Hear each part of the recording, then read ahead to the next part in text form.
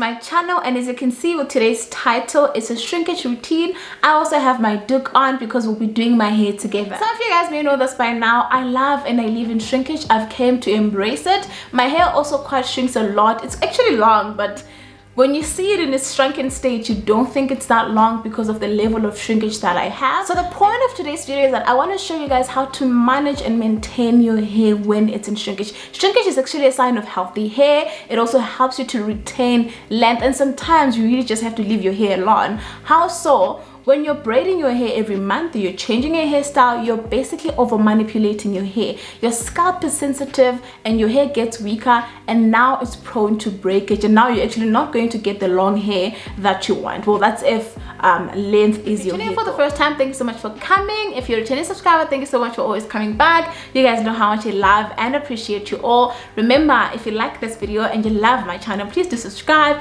hit the notifications button, do comment down below, do like the video, do share it, and of course watch and enjoy.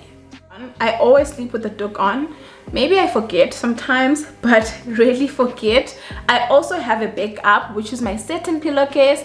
I also don't just have a satin pillowcase for my hair, but for my skin as well, because satin is good for your hair and skin. So like after a night care routine, you don't want all the moisture to be stripped away because you're using any other material other than satin. I need you guys to have a good look at my hair, because this is my hair. This is how my hair looks like. I know I post nice pictures on Instagram with my hair, but when I wake up, this is it. So I don't want you to think that, oh, that's a nice picture of Hair-ther. Her hair is gorgeous.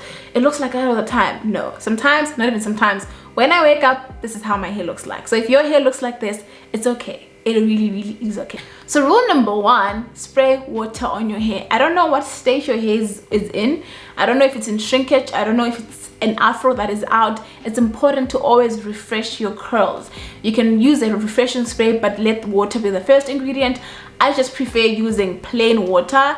It's the best hydrator ever. Nothing else can hydrate your hair other than water. Anything else moisturizes, and it has to have water in it. So I'll just be doing this all around my hair. I'm now just massaging this water on. Actually, let me just be pulling my hair up like this. I have low porosity hair, so products take a little bit longer to like be applied or be saturated on my hair, so it's always important for me to like massage the product on. By the way, a disclaimer, my hair is actually dirty. It's due for a wash, so I'm going to wash it tomorrow. And when I'm washing it, I also have to trim my ends, because yeah, it's that time now. I have split ends that I have to trim. You can trim your split ends occasionally as you see them, or you can wait and be like trimming them every 2 to 3 months. Always depending on what you prefer, because I'm big on preference. So I'm going to spray a little bit more water again. See, as you guys can see, I'm also pulling my hair as I'm spraying. This is perfect because mostly when your hair is in shrinkage, it tangles up a lot and it knots up. That's why some people don't want to have their hair in shrinkage. But when you're separating it, as you're moisturizing it, you're kind of not allowing your hair to sit in tangles for too long. Because leaving in shrinkage also means that you need to know how to detangle your hair. You need to detangle it well. So when I'm washing my hair, I'm kind of like patient enough to be able to properly detangle my hair. I do have videos on how to detangle your hair, maybe 4 videos if not 5. I have quite a lot, so please do check them out. They actually do help you in the whole maintaining your hair so that it doesn't break, in a sense that if you don't properly detangle your hair, you're going to lose a lot of hair during that wash day, and now you're like working backwards because you're trying to retain length. That's if length is your hair goal, and then now, you know.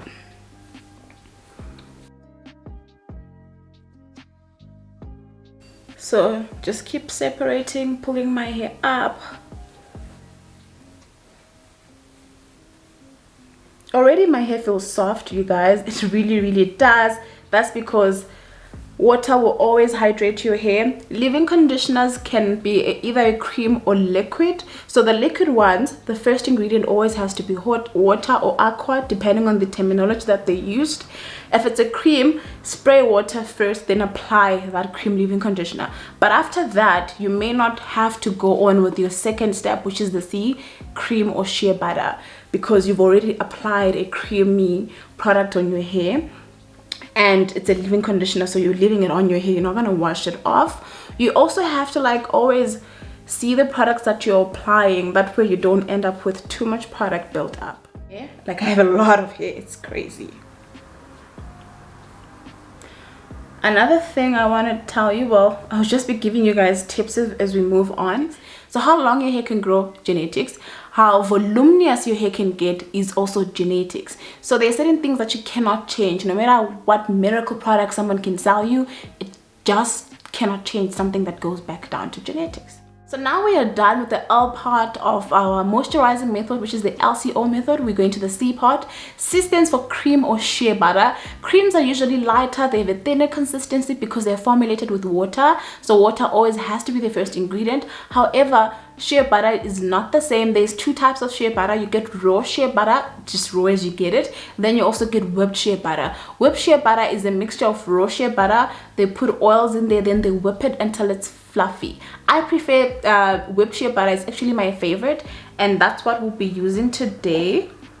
This one is from Viner Naturals. I absolutely love it. It's almost finished. I'm so bummed about it because I really love this shea butter. It's like my second tub from this brand. It's really good, and not just from this brand. Shea butter in general is great. It's great for your skin, for your hair, for your body, for your feet, for correct health, so they say. It does say here actually at the back, uses for softness and nourishment in your hands, and apply to damp hair or skin, and uses a natural hair sealing cream to promote moisture retention. Twisting butter for medium definition. Hand and foot cream, soothing beard balm, lip balm, or is a body butter. That's how versatile shea butter is, and it's really amazing for your body. They did say here, uses a natural hair sealing cream to promote moisture retention. A tip for you guys, I always do this most of the time when I'm using shea butter. So because whipped shea butter contains oils in it, sometimes when I do the L part, which is the liquid, the C part, which is my shea butter, the whipped one, I don't go with the oil because there's enough oils in here. Let me show you guys. Just take a little bit. I'm going to apply it here and then just massage it. So this is how oily my hand is. That's because of how much oils are in here. So usually, like right now, this is the last time I'm moisturizing my hair. Until I wash it, I did say that my hair feels a little bit dirty. It's not even a little bit, it is dirty. So at this point, I'll just apply water and this. But for the purposes of this video, I'll also be applying the oil to show you guys how I go about it. Okay. I always advise that you take a little bit, not a lot, that way you can apply in stages. You don't want to scoop out too much and then now you realize that you're applying too much. So on the palm, oh, look at the oil on your palm of your hands. Then I start at the top for my hands. I just do that, and then I go over my hair. How you apply the product depends on how long your hair is, how much hair you have on your head, or how experienced you are. So I've been doing this for quite some time now that I can apply products like this. I always massage them properly on my hair, and I make sure that my hair is well coated. Going again. However, if you're not sure or don't trust that if you're applying it like this, you may fully coat your hair, it's okay to section your hair into 4, line there, or just section your hair into smaller sections as if you're going to twist it, and then that way you ensure that your hair is properly coated. Because mistakes that people tend to make when they're applying products, number one, you don't allow the first product you apply, for example the water that I sprayed on, to properly be saturated. You quickly move on to the next step. You can do that, it's okay, but you have to thoroughly massage it onto your hair.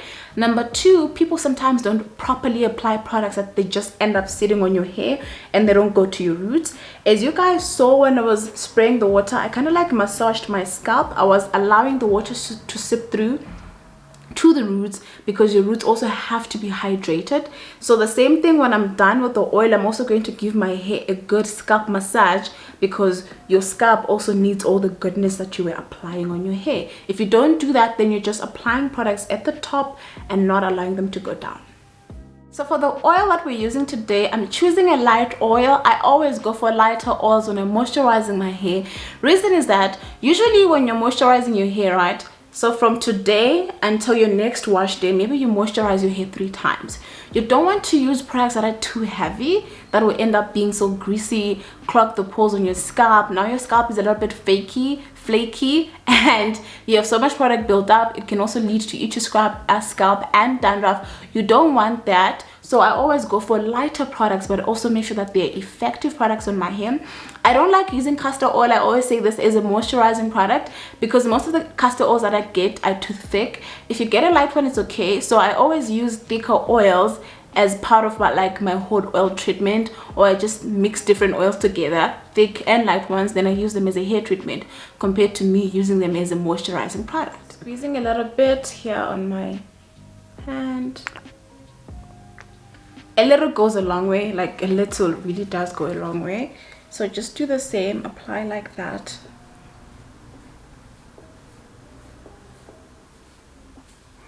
Never forget your hairline, it's really important. Look at my ends, guys, they definitely need to be trimmed. So we're doing that tomorrow. I do have a video though on how to trim your ends, so I won't be shooting the trimming your ends video. I'll be doing a moisture and protein treatment, because I don't have a video of that. So if you like to see or know how to trim your ends, do check out a video that I already have. Apply it directly on our hairline. Ooh. Okay, oil.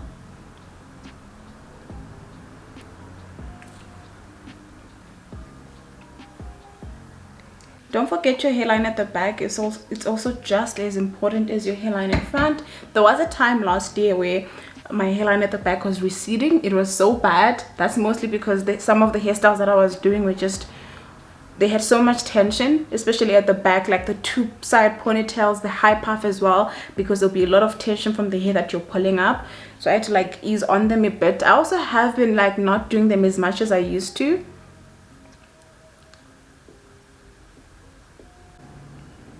I'm just trying to give it shape. I really am. Oh, I love shrinkage. It looks absolutely gorgeous. I'm going to brush my hairline quickly. I don't like applying gel. I don't mind it, but when your hair is in shrinkage, I don't see the purpose of applying gel on your hairline. Why? So we are using an edge brush. Brush it up. My hairline has a little bit of oil.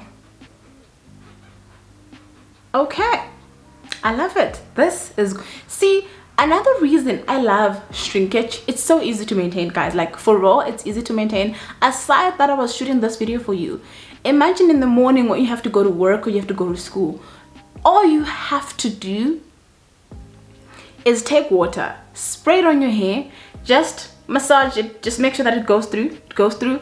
Take a little bit of cream. If you want, don't even do the oil. Take shea butter, a whipped one that has enough oil in it, apply it on your hair, you're good to go. That's all you have to do. Really, that's all you have to do. And I assure you this, the more you take care of your hair, the easier it becomes. You don't always have to do your hair. I'm big on outsourcing hair. If you can go to a hair salon, do that. However, just know a few things here and there, basic hair care tips. That way, when you see them applying products or doing anything on your hair, you know what they're doing. You are aware of what's happening. Because trust me, if a salon damages your hair, rarely they can do anything about it. I mean, even if they can pay you, they can't bring your hair back. You know what I'm saying? This is our current length. I don't obsess over length anymore or how long my hair appears to be, because it'll always shrink. Shrinkage is inevitable, so that's why I've came to just like embrace it. And yes, you can retain length on your hair when your hair is in shrinkage. However, the biggest thing is you have to always be able to detangle it. Wow. Thank you so much for watching my video until this far. I do not like long videos, but if it's long and I covered as much as I wanted to cover, then I'm absolutely happy about that. Do check out my other videos, do share my channel, and I'll see you guys in the next video.